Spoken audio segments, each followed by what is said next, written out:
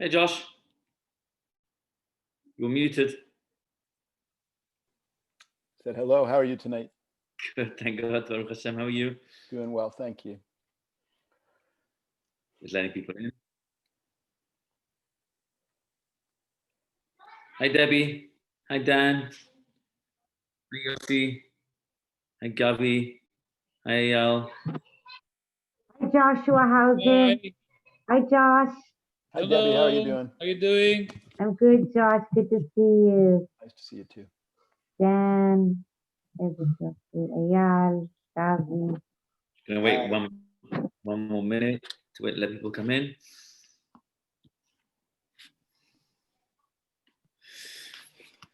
I watched the speaker from Sunday. I just was able to watch it last night. It was really fascinating. But the Really Ramchal.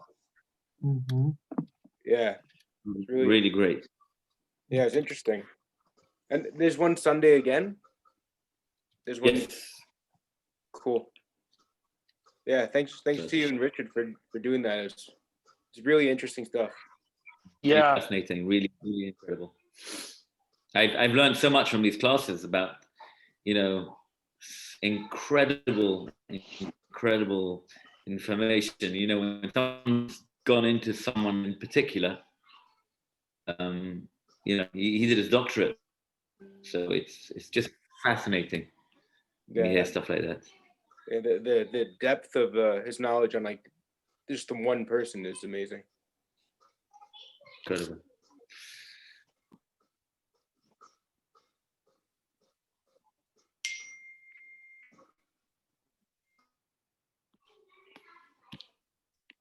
Okay.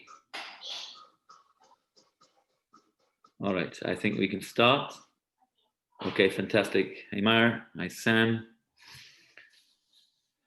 Okay, so we are moving swiftly on with the parashiot. We're already halfway through the book of Bereshit.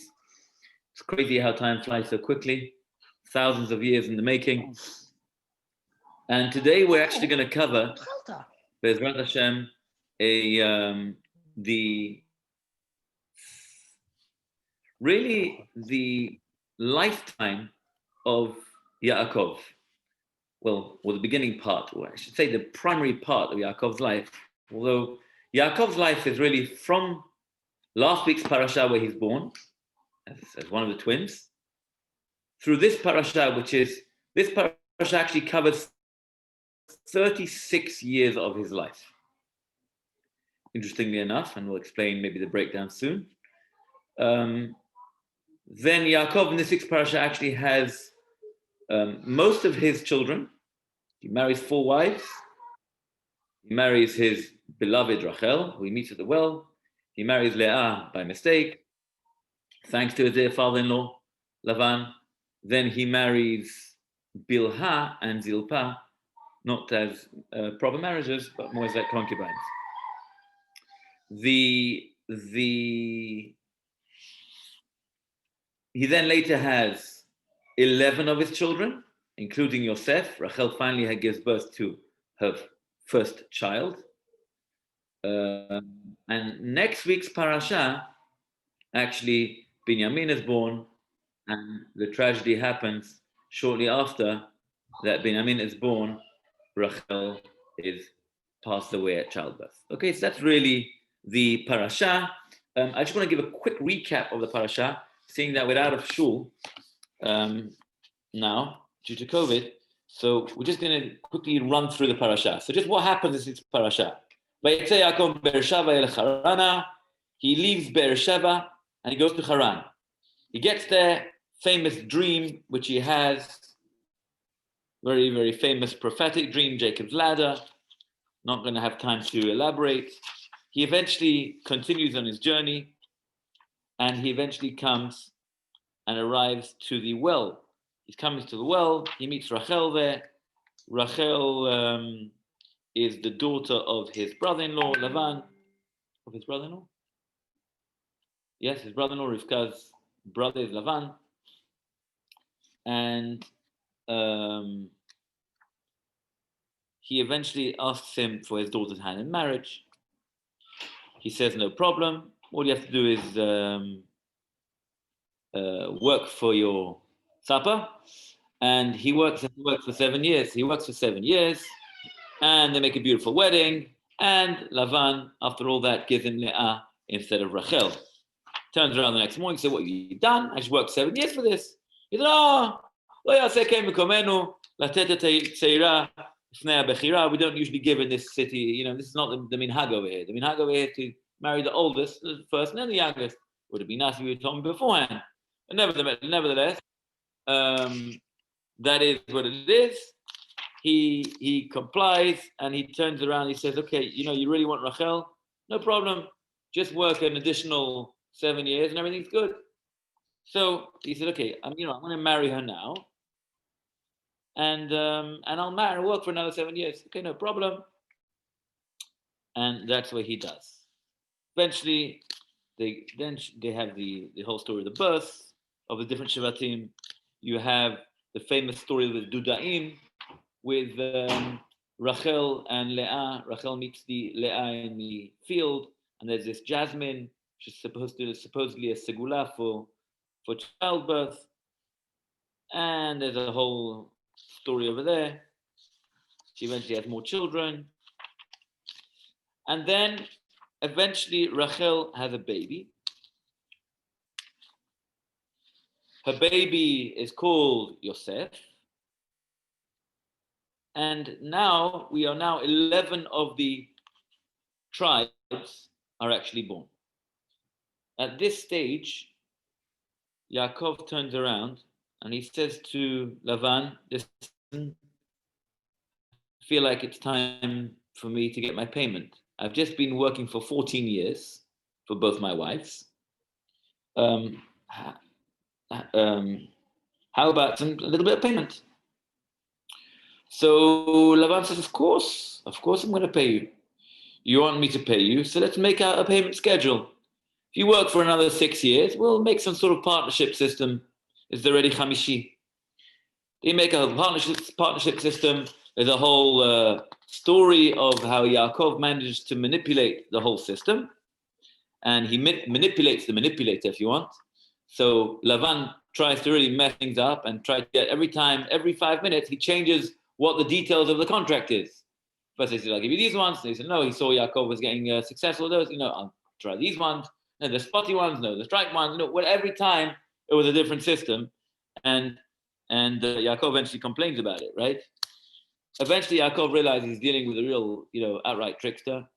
And he says, "Okay, you have to deal with him accordingly. Let's play his game."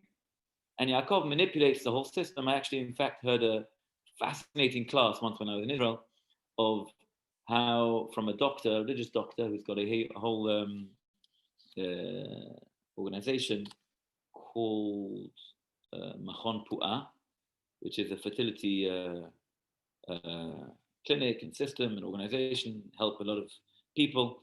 And he actually gave us the breakdown of the XYs and the YYs and the XXs and all the system, how you can manipulate actual, what's the word?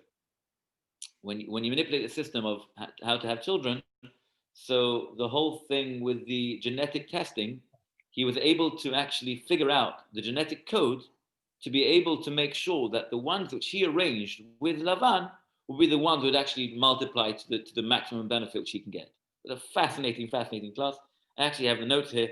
I don't think I can give it over. You need to be a qualified high-level doctor to understand and to give it over.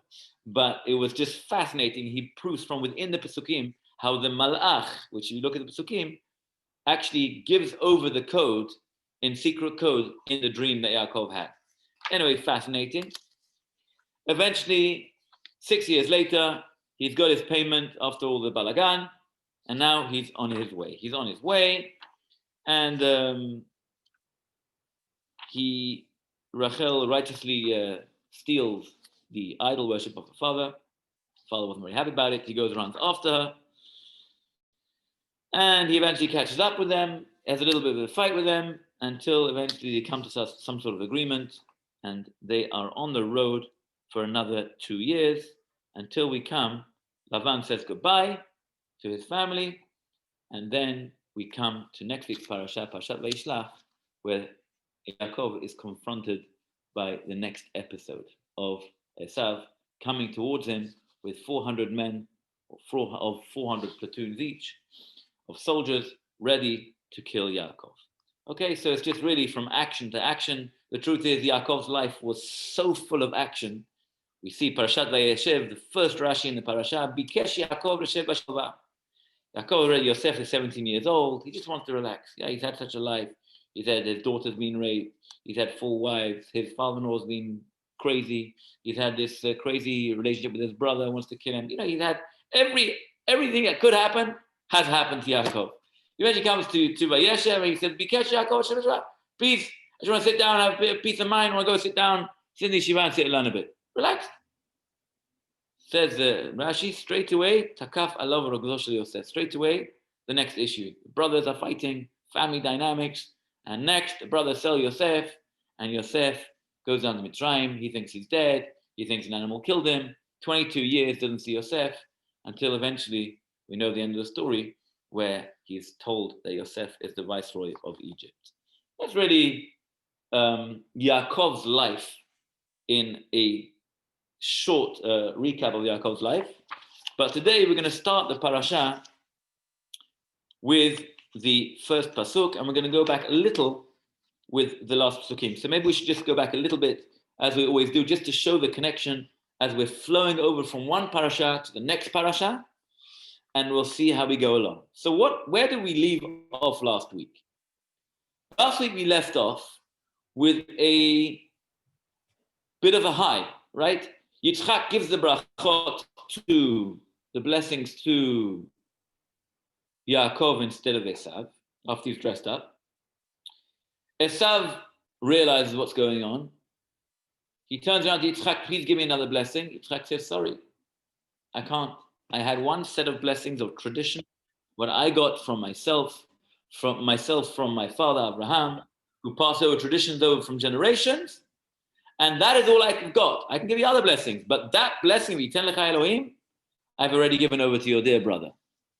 And Esav is absolutely fuming. You can imagine, Esav realized what was at stake. Esav realized that this is it. And he says, Vayomer Esav belibo. Let's go to the pasuk. We are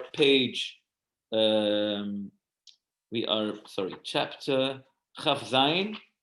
Chapter 27, Pasuk Mem Aleph, Pasuk 41.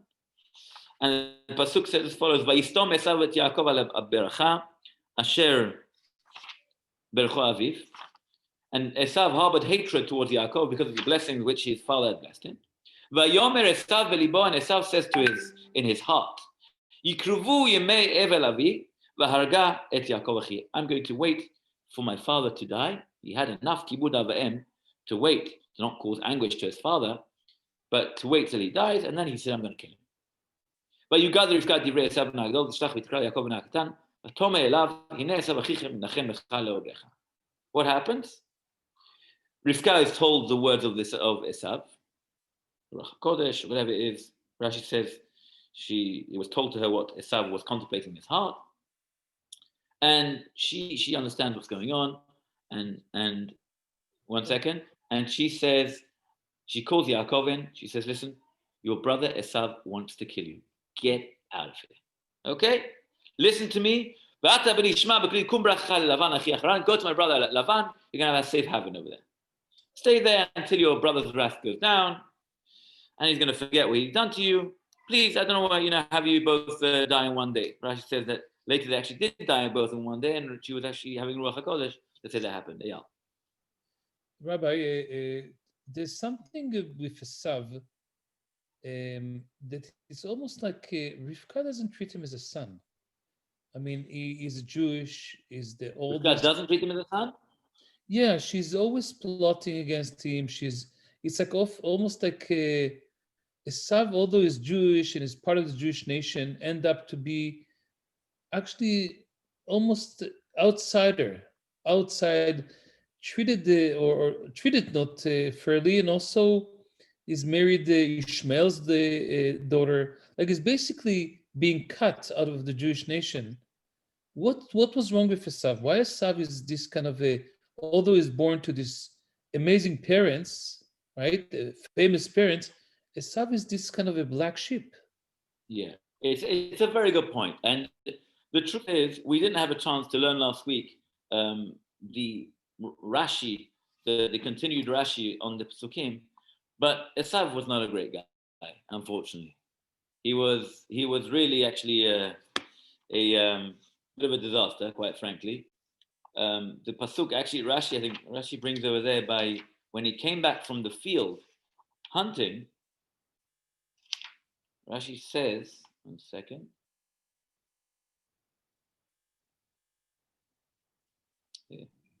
והוא עייף ברציחה. Yeah, much worse than that, not just רציחה. 5 עבירות עבר באותו יום. How much of a where is it? 5 עבירות. So what were they again? So one, he בעל raped נערה מאורסה. yeah. הרג את He נמרוד. murdered, he raped. What else did he do? He murdered, he raped. העיב את הבכורה, כפר בעיקר. Yeah, he was a kofar. He was commit blasphemy. What else?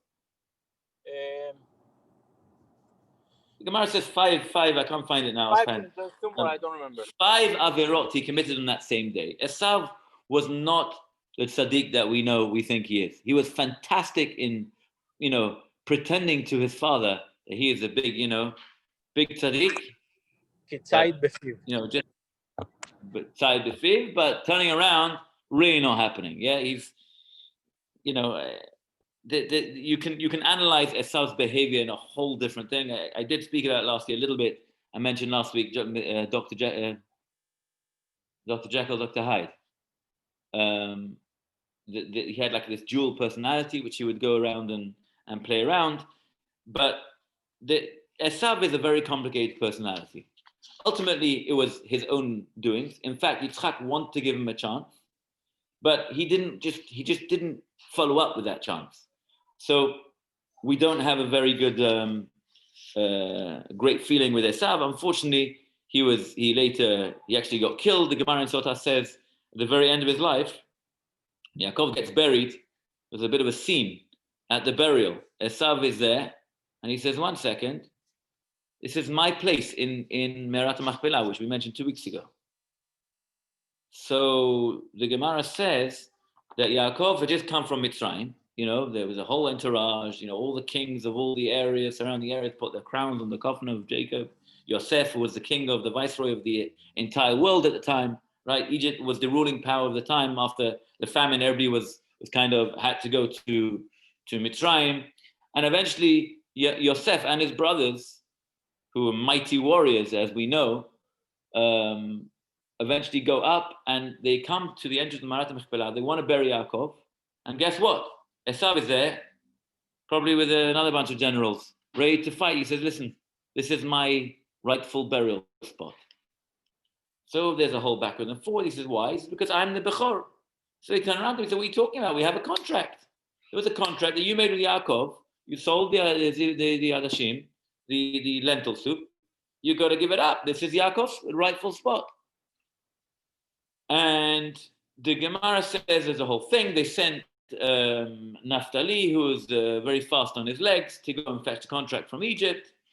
And meanwhile, there's this whole commotion going on. The Gemara says that Chushim ben Dan was the son of Dan. Chushim was deaf. He was a deaf mute. And he's trying to see what's going on. And he sees his grandfather's lying there, bizayon, his grandfather's lying in disgrace, trying to be buried. Everybody's around the thing. There's this whole commotion. He sees his big uncle over there, a great uncle trying to fight. He doesn't know what's going on. He asks what's going on. And he said, they do some sign language. This is happening. He doesn't let us in. He takes a stick, whacks Esau's head off. And Esau's head, the Gemara says, rolls into Me'arat HaMachpelah. Commotion is over. They bury Yaakov, and everything's fine and dandy. But Esau's head, interestingly enough, ends up in Me'arat HaMachpelah, which does show there was an element of the extreme kibud avayim, which was involved. It wasn't fake. There was something real to it. So to your point, Eyal, it wasn't just it was just like a facade or like some sort of trick. Kitzai B'Fiv, he knew how to do it, but he had genuine respect for his father. So it's a very complicated dynamic of, exactly to try and analyze his personality. I don't know if there's any psychologist who's actually done a doctorate on Esav. Probably a good idea, because I'm sure you get a lot of interesting background. Yes, Yossi. One point, interesting point, the reason he said, יקרבו ימי אבל אבי, והרגה את יעקב אחי, is because he knew that the Torah is protecting Yaakov when he's studying it. And Avel cannot study Torah. So when Yitzchak will die, Yaakov cannot study Torah, and then the Torah will not protect him. So then he can kill him. Very sweet. Very sweet. Nice. Very sweet. Okay, so bottom line is, Rivka coming back to our story, Rivka tells Yitzchak, Yaakov, please, I want you to go to my brother's house. Okay. Rivka knows, how to deal with things. She's seemingly a great politician. So she turns around and she goes to Yitzchak. And we spoke about her relationship last week with Rivka, with her husband Yitzchak. She wasn't able to tell him things to his face. So she turns around to Yitzchak. Vatomer Rivka el Yitzchak. Pasuk Mem Vav. Pasuk 46. Last week's parasha. I'm fed up of the daughters of Chet, and I'll be very upset if Yaakov takes a wife from the daughters of Chet. But Yikra Yitzchak Yaakov, so okay, Yitzchak says no problem. She calls in Yaakov. He says, listen, I think it's time for you to go and get married from a girl from Beita Betuel Avi Mecha. Go to Lavan. And now husband and wife are on the same page. We wanted to go to Lavan's house to get married. And you should be blessed. So Yaakov goes, Vayishlach Yitzchak Yaakov Shvi, Pasuk Hey, Pasuk 5, Vayelech Padan Aram Lavan Betuel Arami Achi Rivka Em Yaakov Esav. Okay, so Yitzchak blesses him. Yaakov goes on the journey, and he goes on the because of his father, because of his mother, for different reasons, and he goes to his uncle's house. Vayar Esav ki berach Yitzchak Yaakov. Esav sees that Yaakov gets the blessings. Yaakov gets sent off. He doesn't want to get married with the local girls, so he goes to his uncle, who's that? Ishmael, and he eventually takes Machalat bat Ishmael ben Abraham achot nevayot. Al nashav lo lisha, he married another wife, and we're good to go. So I just want to point out Rashi at the end, the very last Rashi, or the second last Rashi on the end of the parasha. Very worthwhile looking. We're not going to do it now because it'll take us the rest of the class. So I'm going to just quickly give you a breakdown, simple breakdown of what Rashi says. Rashi works out the timeline of what's going on here. Okay? He says like this. Yaakov was 14 years from when he goes from the blessing of his father and mother to go to find a wife. At that age, he's 63. Okay? So 63, he's leaving where he was. He leaves where he was at 63. And Rashi inserts here something which we don't know about, we don't see in the Pesukim. But Rashi has a problem because seemingly there's 14 years missing in the life of Yaakov. We know nothing about. So Rashi quotes the Gemara, here's the Gemara in Sotah.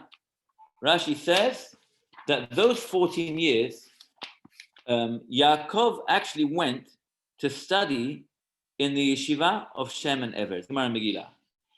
Gemara Megillah 17a. He went to study in the yeshiva of Shem and Ever. Shem was the son of Noach. Ever was born in the time of Dor HaFlaga. Yaakov Kamenetsky says something very beautiful. Yaakov Kamenetsky says, for 14 years he goes and studies. In fact, Rashi quotes later on this week's parasha that he eventually sleeps, a famous story with Jacob's ladder. It's the first time he slept in 14 years. Whenever he slept on the stender. Slept, falling asleep when he was learning. He never slept in a bed for 14 years. Sat down, I'm now going to sleep. It's late, I'm going to sleep. None of that. 14 years he studied learning. What was special about Yeshiva Shem Ve'ever? Says the Rabbi Yaakov says something so beautiful. He says, Yaakov till now was living an insulated life. He's living 63 years in the house of Yitzchak. You can imagine he was a primary student of Yitzchak. We mentioned the Rambam last week. Rambam says Yitzchak whole yeshiva compromised the one Talmud, one student. Yitzchak, Yaakov. And Yaakov is sitting and learning. He's insulated from all the outside influences of the world.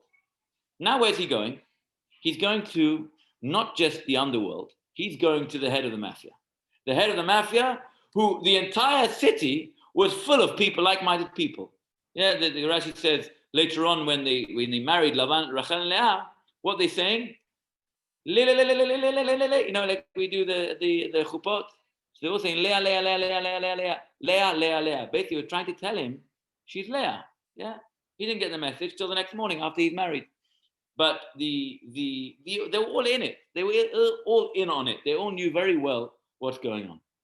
How is Yaakov, this righteous tzaddik, who's innocent and never dealt with the outside world, going to go from from this insulated area literally right into the frying pan? The only way he was going to be able to do that was to go to yeshiva and study and analyze the world from obviously through the lens of the Torah, but how to deal with people like Lavan. Says Rabbi Yaakov Kamnetsky, the two teachers he went with was two people. Number one was Shem. Who was Shem? Shem was someone Noach. Noach and Shem had been through a generation of the flood. He had been through the generation of people who were the worst of society, who were in it for themselves, who were prepared to mess everything up. And in fact, it was so bad that it come to the level of society which was like literally the limits that God actually had to revamp and restart the entire world after the flood. Shem was one of the only survivors of that. If you want a good teacher, you go to the top. That was Shem. Ever was a similar top teacher. What was he? He was the one that went through Dor HaFlaga. He was the one that went through the Tower of Babel. The whole story with the Migdal Bavel, where the society were not at conflict with each other, they were prepared to be united, but they were prepared to be united for a common goal of destroying God, making sure God doesn't mess up in our plans anymore. And that's why they built this tower to, as if, go and get to God and deal with the world on their own terms as opposed to God's terms. Those two teachers were going to be his instructors for the future, and with that in hand, he was able to go forward 14 years and go to the house of Lavan. He goes to the house of Lavan. He's now 77 years old, and he wants to marry Rachel. So he works 7 years. He mess up. He gets Leah instead of Rachel. He says, "I'm going to marry another 7 years. I'm going to work another 7 years." That's 14. How much is that? 77 plus 14.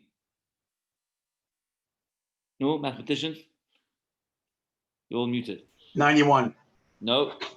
77 and 14, not 91? Okay. Sorry. No. 77 plus 14 is not 91. It is. Sorry, you're right. 77 plus 14.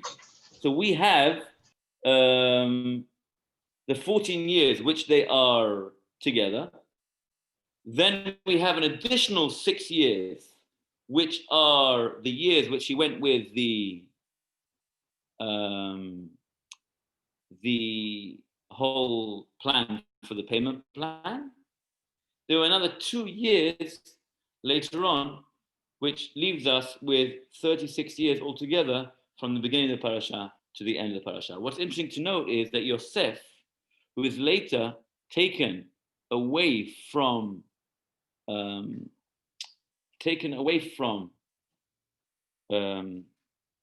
Yaakov, from his father for 22 years, those are the 22 years were together that Yaakov wasn't together with Yitzchak. It means he went for a purpose. He went to get married, right? But he left his house for 22 years. He was not able to fulfill Kibud Avayim for 22 years. What happened to the 14 years of Shem Ve'ever? That wasn't counted. He was learning Torah. He was doing it to be able to get to the wife which he needed to be able to set up the future of Klal Yisrael. So he wasn't punished for that. But the 22 years which he didn't fulfill the Kibud Avayim, that is what he got punished for essentially, and that's why Yosef, Midah Keneged Midah, also has the same issue, and he gets it back kind of thing, where he doesn't actually have his son doing kibbud avim for him by being in Egypt for 22 years. It's interesting to note, following the point of Rabbi Kamenetsky, it's incredible that Yaakov gave over his Torah. So Abraham gave it to Yitzchak, Yitzchak gave it to Yaakov. Yaakov gives it not to his 12 children, but to his special son. Who's the special son? Yosef. Yosef in certain terms is known as the Bechir HaBanim, and he's got a Bechina of Av. It means he was to a certain level like one of the patriarchs. He was like the level of Ram Yitzchak Yaakov, albeit on a lower level. How do we see that? For example, there were 12 tribes, but Yosef's two kids, Ephraim and Manasseh, have the same status as Reuven and Shimon. In fact, Yaakov's blessing in Parashat Vayechi to Yosef is Ephraim u'Menashe ki Reuven v'Shimon yuli. Ephraim and Manasseh will be to me like Reuven and Shimon. What do you mean will be to me? They will have the same equal status. And later on, when it came to the tribes and it came to Eretz Israel and it came to all those things, Ephraim and Manasseh had equal status to the rest of the tribes. So Yosef is not considered one of the patriarchs, but he's kind of in between. He's not quite one of the sons, but he's almost to the level of the fathers. That same Yosef, who Yaakov gives over his traditions from Yitzchak, from Abraham, so on and so forth, that Torah, what Torah was that? What was Yaakov's main element? Yaakov's main element was what he was able to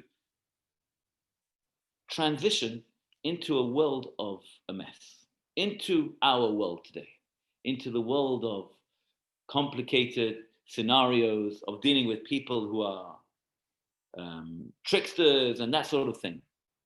The teachings, Shem ve'ever, that is the breakdown. So who did he give over those teachings to? Specifically to Yosef, because Yosef is going to ultimately end up in Mitzrayim, going to end up being the one who's paving the way for the Jewish people to come down to Mitzrayim, to be able to establish a Jewish nation, will eventually come out, so on and so forth. So there's a real breakdown going over here. Abraham, Yitzchak, Yaakov, Yosef establishing forward, and as Yaakov is known as Av HaGalut, the father of the exile, and essentially what we're still in today. Right. Okay, and that's why Yaakov is also known as the one who's the Torah, because without the Torah, you can't survive exile without Torah. That's why Yaakov is known as the Av, who is connected specifically to Torah, because he was able to do that, and that is the only way we can get through exile properly. Dan. Rabbi, I mean, if I have a difficult understanding of this, if what you say is that he was aware that Joseph is going to end up Egypt, are you saying that he accepted the lies that his son said that he was killed by an animal? Was that mourning all false about for Joseph? Okay. I mean, what's going on here? Okay, fair enough. So I didn't say that. You're putting words into my mouth. I didn't say that he was aware that he was going down to Mitzrayim. I just said that he transmitted his Torah over to Yosef, and all the teachings which he got from Shem ve'ever, he gave over to Yosef. Now, did he know? Did he not know? He definitely did not know. There is a huge discussion exactly whether Yitzchak knew, who did know, who didn't know, who was let into this whole business. When Yaakov actually discovered, when he didn't, that is a whole different topic. We can maybe discuss it when we get to Parashat Vayeshev. Also a fascinating discussion, but not for now. Moving on swiftly to our parasha, we haven't started Vayetze yet. Vayetze Yaakov mi Bereshit. Okay, so we've got a breakdown. We understand what's going on. We understand the backdrop of the parasha. And Yaakov's just been sent to go to the house of Lavan. Vayetze Yaakov Beersheba. And Yaakov departed from Beersheba. Vayelech Harana, and he went to Haran. So Rashi immediately jumps up. He says, 1 second. Vayetze Yaakov Beersheba. We already know this. We keep on talking about, we don't need repetitions. So we just said in the last few psukim of last 6 parasha, Vayishlach Yitzchak, pasuk hey, et Yaakov vayelech paden Aram, elavan bebetuel Arami, Yaakov Esav. Why are we repeating the destination of Yaakov? We already know this. Says Rashi. Look, I'm just going to tell you, practically, we had a bit of a break between now and before, and that break was actually where we talk about Esav going and marrying Ishmael's daughter, says Rashi, we're getting back to the original point.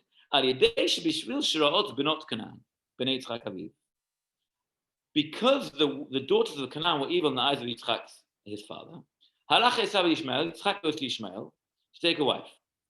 Okay, so the pasuk kind of broke the discussion, the narrative. Hifsika inyan parashato shel Yaakov v'katav vayar Esav ki berech v'gomer v'shigamar chazal inyan Yishon.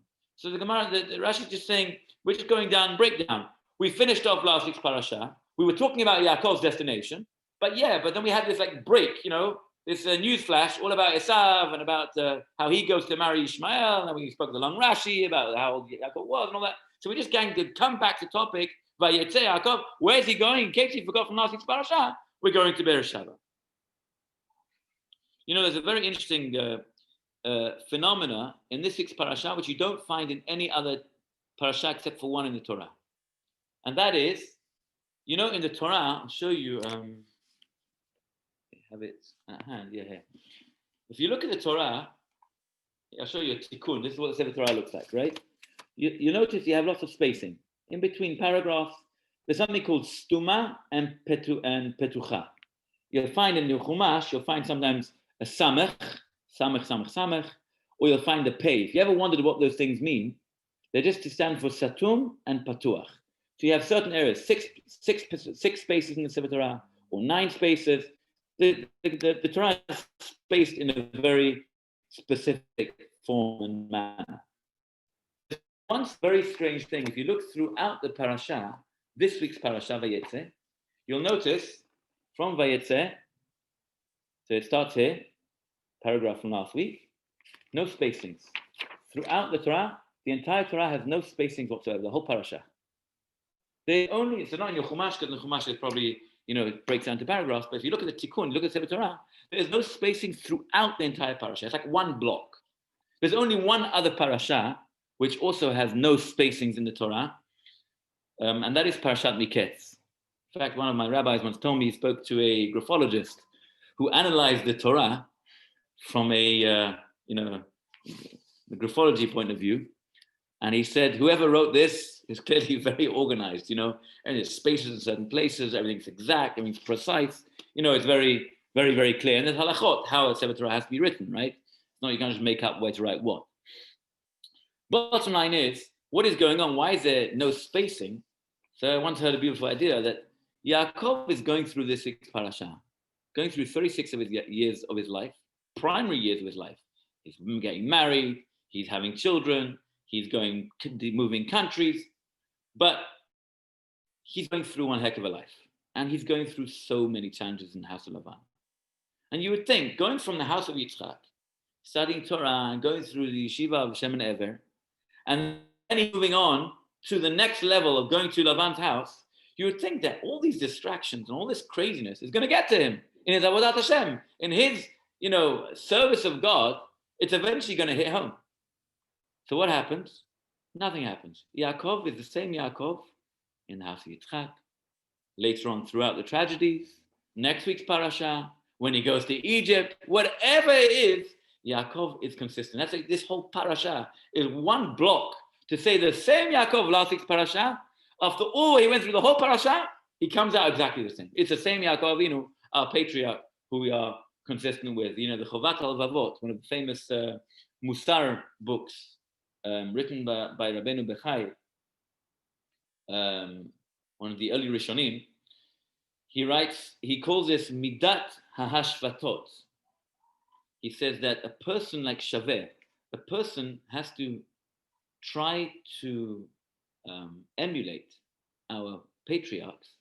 The level we have to try and round the corners. You have to kind of smooth the edges. And when we talk about our Avodat Hashem, we must try and make sure that our regular distractions in life don't distract us from our service in God. I think it's a very practical way to look at this parasha. We see it one block.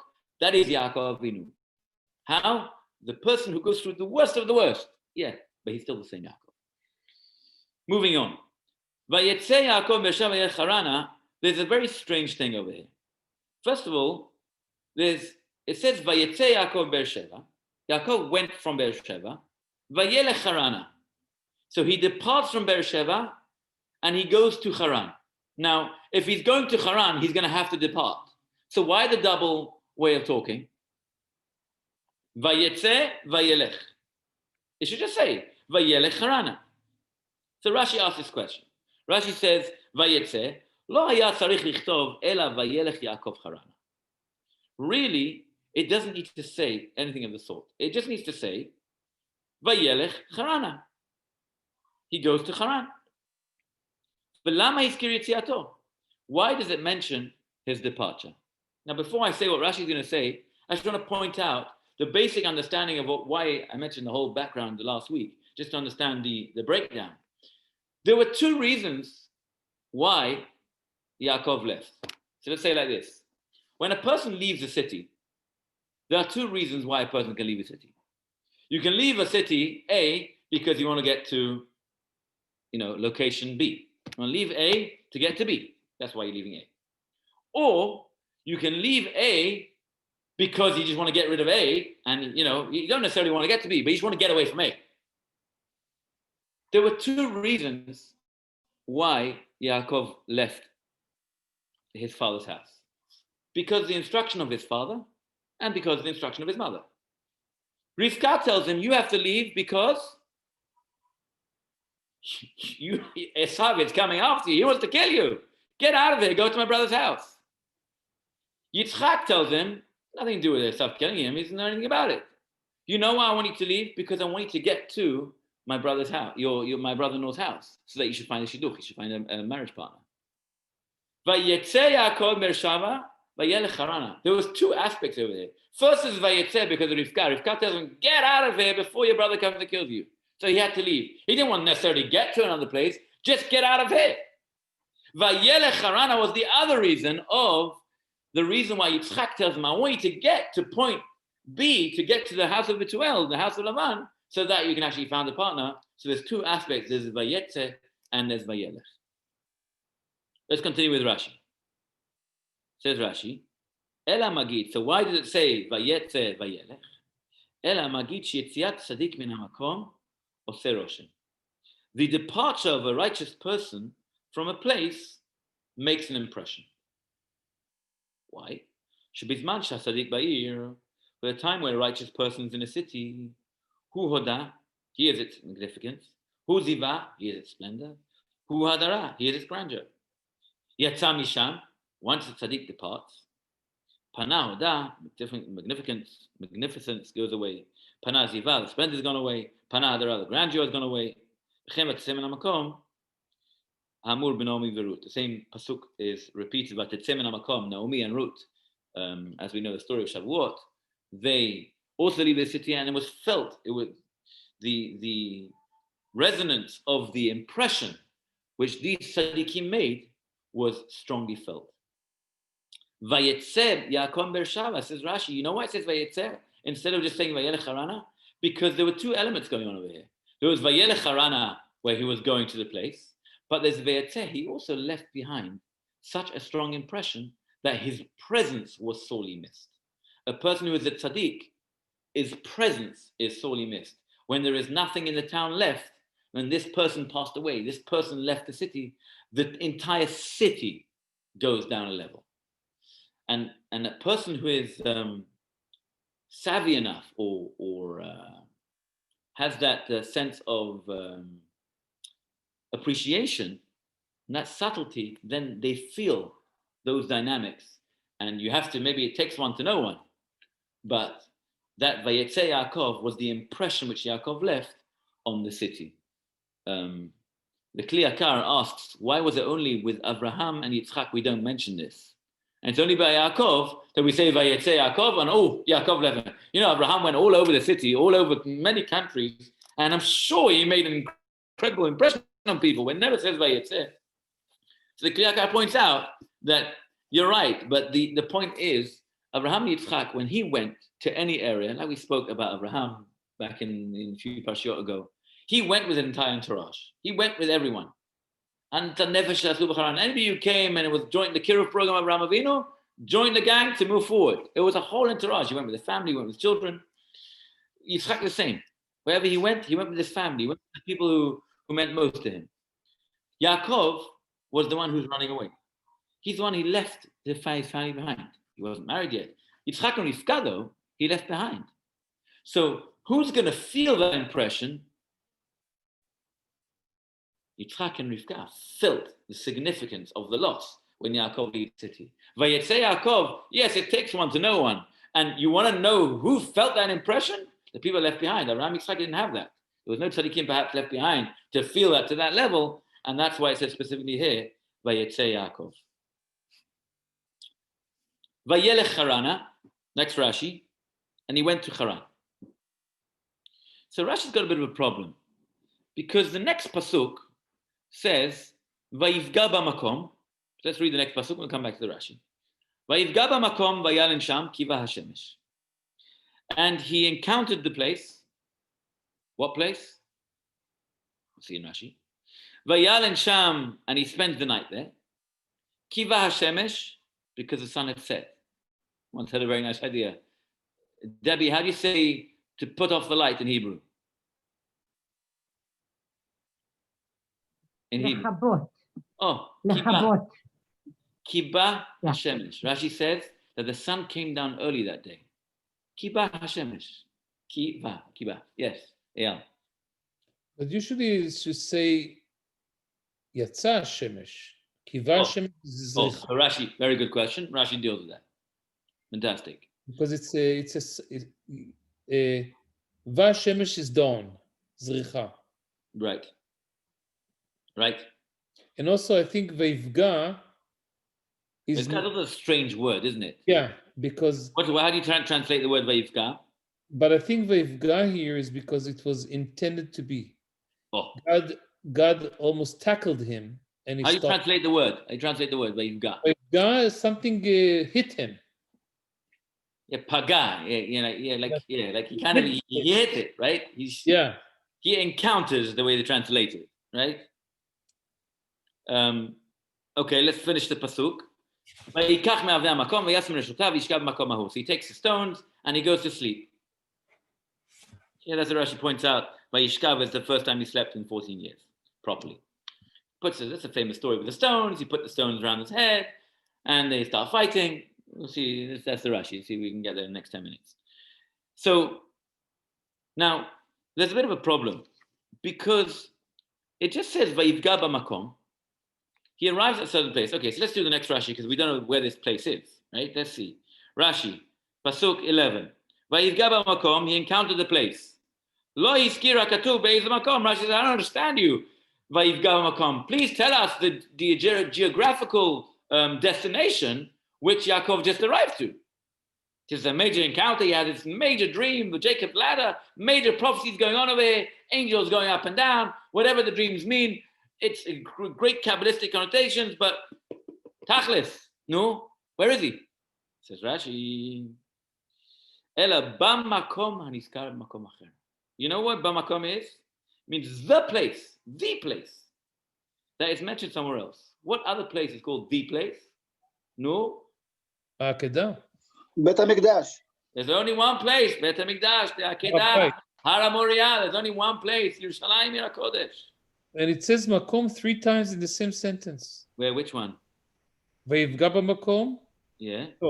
Veivga b'makom. Yeah. Veishkav b'makom. Yishkav Veikach le'avnei makom. Very interesting. I've never. It's very like I'm not thinking that. 3 That's very times. nice. Very nice. I'm sure someone points that out. If not, then you've got credit.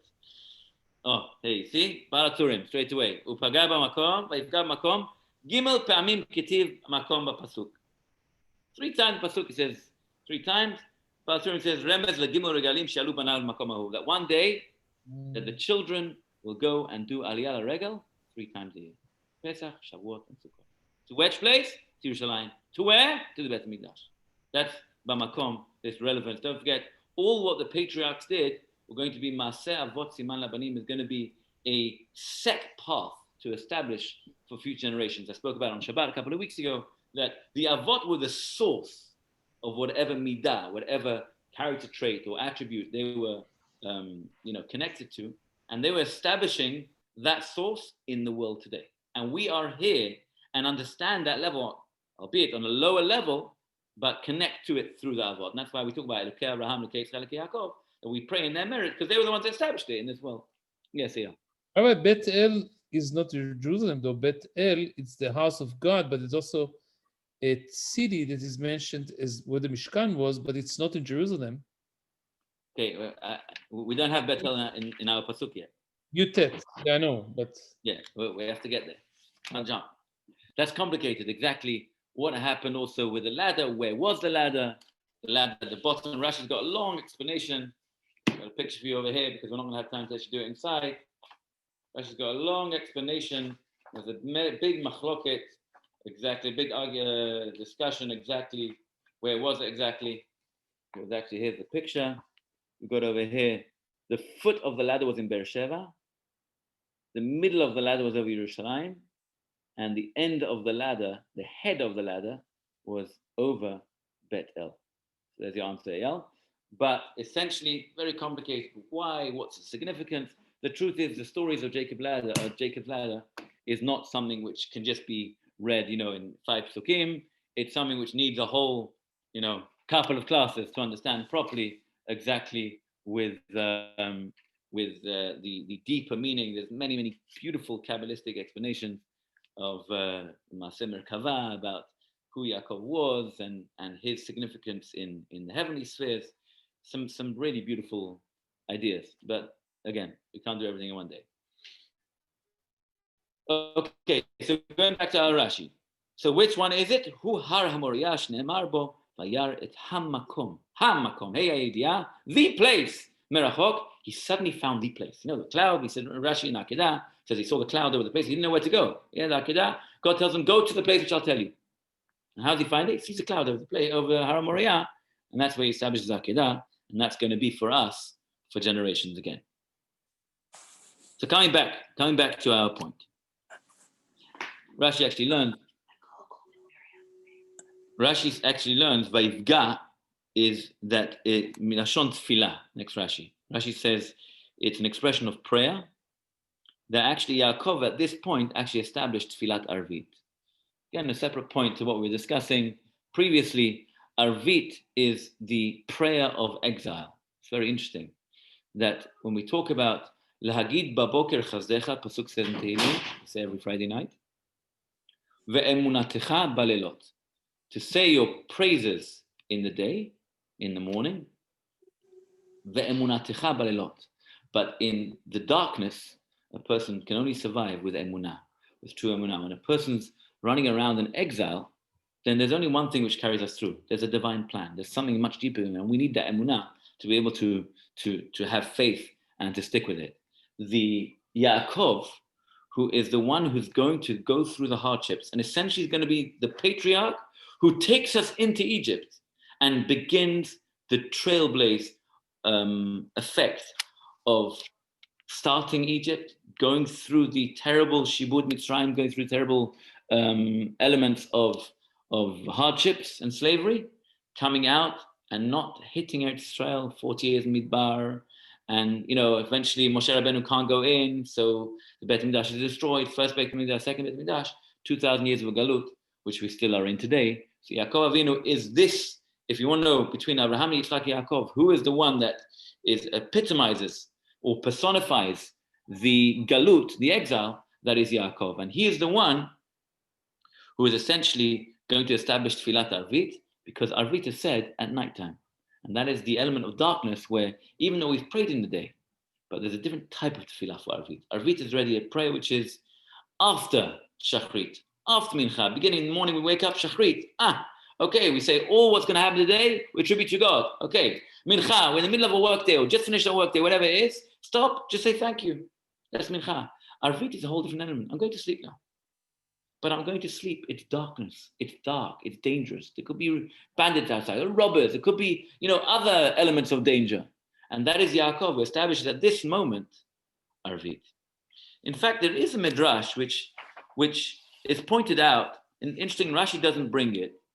The Balaturim and others, they say, Actually, Rashi does bring it. Sorry, Rashi brings it later on. Perek Chavtet, Pasuk Yud Aleph. Not such a well-known midrash.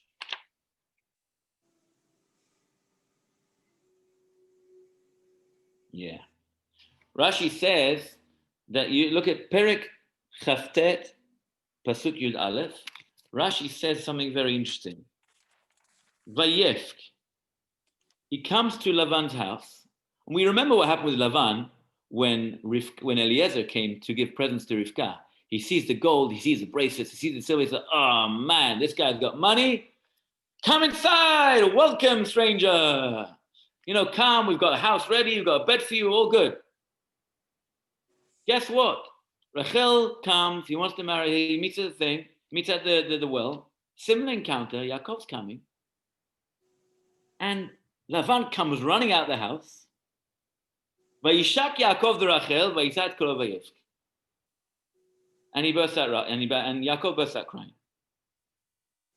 So why is he crying? So Rashi says two explanations. First one is because he realized he's going to marry Rachel, and he's not going to actually be buried with Rachel later on. He saw Ruach HaKodesh. So Rachel is going to be buried in Kever Rachel in Bethlehem, and Leah is going to be buried with him. So his beloved wife is not going to be buried with him. Davar Acher, the fish abab yadayim rekaniyot, because he came with empty hands. Amar Eliezer eved avi Abba, hayu bedav nezam mitzudim migdanot, ani em biyadil klum. Eliezer, the servant of my grandfather, came with lots of money and all sorts. And don't forget, Yitzchak owned all the wealth which Avraham had given him.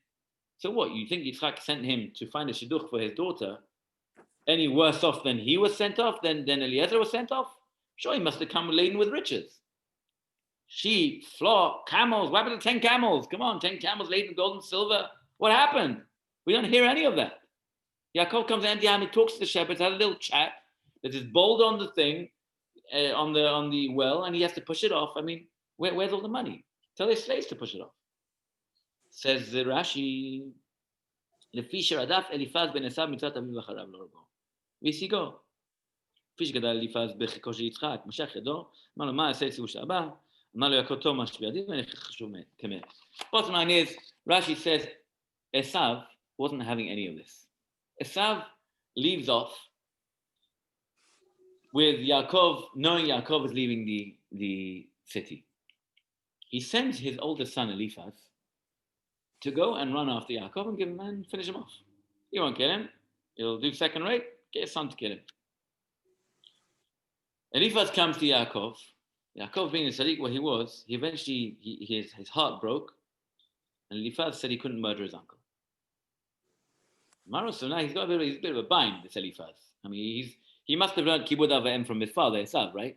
So how is he going to deal with his Kibud Avayim for his father? His father told him to kill him. I mean, I've got to kill you. I love you, but I've got to kill you. I mean, what do I do with my father's commandment? So Yaakov says, okay, look, I learned enough time in yeshiva. I'll tell you what to do.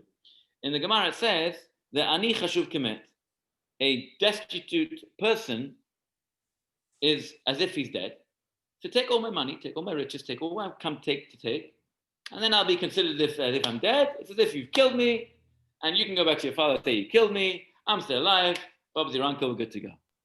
So it's an interesting element which we don't see about in the Pasuk, but which Rashi points out from the Midrash, that there was stuff going on, and in fact, eventually when Yaakov comes, he actually comes empty-handed. In fact, the Rachaim actually points out, he says, after this whole story with Eliphaz, so Vayifga b'makom, he realized he's in a desperate situation. He sits down, and the first thing he does, he prays. He realizes, look, I've got to turn to God. I'm in a time of distress, time of sorrow, and start praying. And that's when he had the whole great revelation. Just gonna round back to our last Rashi. We came onto this because we run out of time. Vayelech Harana, the last Rashi on Pasuk 10. So he comes to this place. Where's this place? He just arrives at Hara Moriah, right? And he sleeps there and all the rest of it. In fact, Rashi later on, it's a shame we don't have time, but if you look at Rashi on Pasuk 17, you'll see what actually happened is he actually passes the place, comes back, and goes to sleep there because he realized how important that place was. He wanted to pray in that place. Bottom line is, Rashi's got a problem. Vayelech Harana? What do you mean Vayelech Harana? He went to Haran? He didn't go to Haran. He just says he went Vayizgav Makom. He just went to Har Moriah and he stopped there and prayed and he went to sleep. So according to the Rashi later, that says he went to Haran and then he realized, oops, I forgot, I didn't pray in that really auspicious place. So he actually went back, he goes to sleep, and he has that incredible prophecy. But according to the simple understanding of Pasuk, the Pasuk doesn't flow. Vayelech Harana, vayizgav b'makom. 1 second, you going to Haran or you stopping off in Har Moriah? Wake up your mind. Says Rashi, to understand on a simple level, Vayelech Harana, yatzal alech Haran. Not like he actually went to Haran. He began his journey towards Haran. The next pasuk, vayizgav b'makom v'yanesham, he actually ended up in bumping into this incredible place, namely Har Moriah, and then he goes to sleep over there. There's so much to discuss, so much to elaborate on. That's just the very beginning of the first pasuk, essentially, of Vayetzeh. And please God, next week we'll continue. Rabbi, in that pasuk, the word bamakom come 3 times in one pasuk. Right. So It's beautiful. It's beautiful. It's beautiful. Me'avnei makom ve'ishkav bamakom. So we said the Baraturim points out that it's because later on the people will go, the children of Yaakov will do Aliyah LaRegel 3 times. Pesach, Shavuot, and Sukkot. And that was symbolic with these 3 times in that makom, in that very same place, which Yaakov goes to sleep. So again, he's establishing a whole system over here from which we can continue his path. All right, we'll stop there. Have a very good night, everyone. Thank you, Rabbi. תודה. Thank you, תודה רבה. Thank you. Thank you Thank very you, much. Rabbi. Thank you. Toda Rabba.